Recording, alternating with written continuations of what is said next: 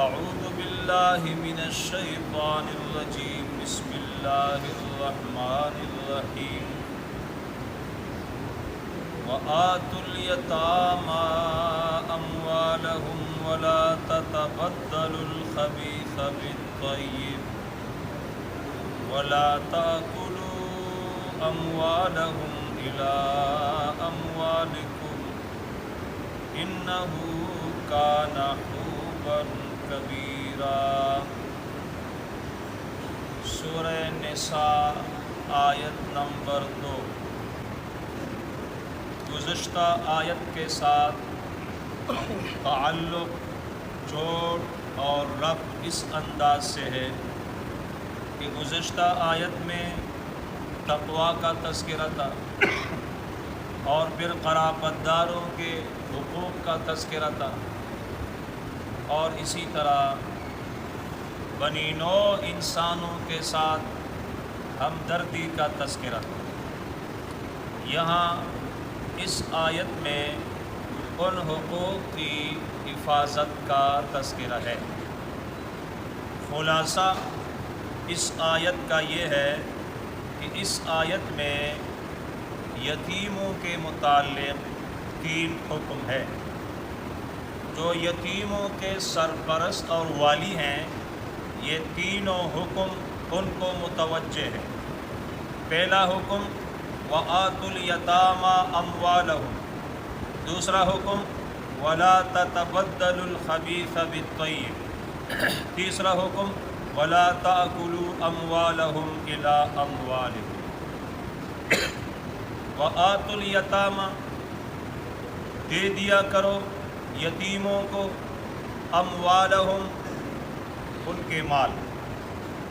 سرپرست کی نگرانی میں جو یتیم کا مال ہے وہ یتیم کے حوالے کرو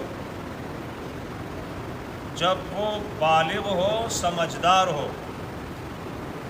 یتیم کے مال میں خیانت مت کرو۔ جتنی رقم ہے، جتنی چیزیں ہیں، یہ اس کے حوالے کرو۔ یتیم بچہ، یتیم اصل میں اس کو کہا جاتا ہے کہ جو بچہ نابالغ ہو اور باپ کا انتقال ہو گیا۔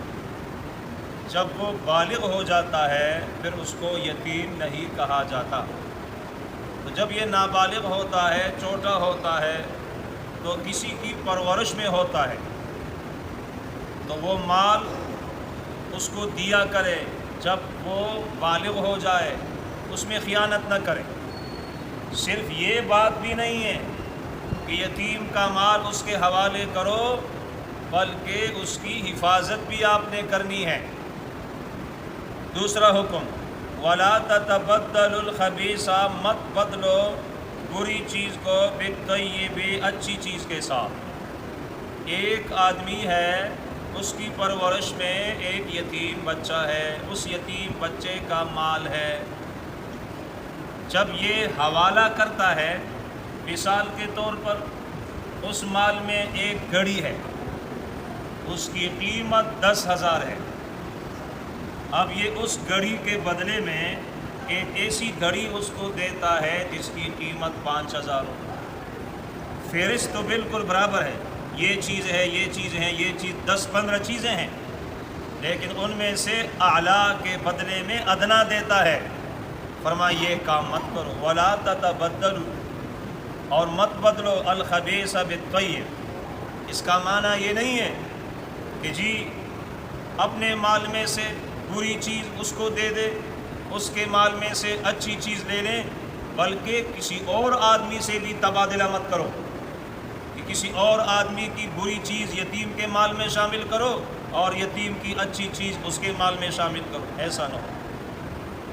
تیسرا حکم وَلَا تَأْكُلُوا، اور مت کھاؤ اموالہم، یتیموں کے مال، اِلیٰ اموالہم، اِلیٰ اموالکم، ایک معنی ہے کَأَموالکم، اس طرح مت کھاؤ جس طرح تم اپنا مال کھاتے ہو، یا اِلیٰ اموالکم معنی مضمومۃ اِلیٰ اموالکم یا مع اموالکم، معنی یہ ہے کہ یتیم ہے، اور اس کا مال آپ کے پاس ہے تو اس کے خرچ کرنے کی ترتیب تو یہ ہے، ایک تو یہ ہے کہ علیحدہ کرو اس کو، اس کے لیے آٹا گوندتے ہو الگ آٹا، لیکن اگر مشقت ہو الگ اس کے آٹے کو گوندنا یہ مشکل ہے، اپنے آٹے کے ساتھ اس کا آٹا ملا کے گوندتے ہو اور پھر روٹیاں پکاتے ہو، تو ایسا نہ ہو کہ اس یتیم 2-3 بچے ہیں، ان کو ضرورت ہے جی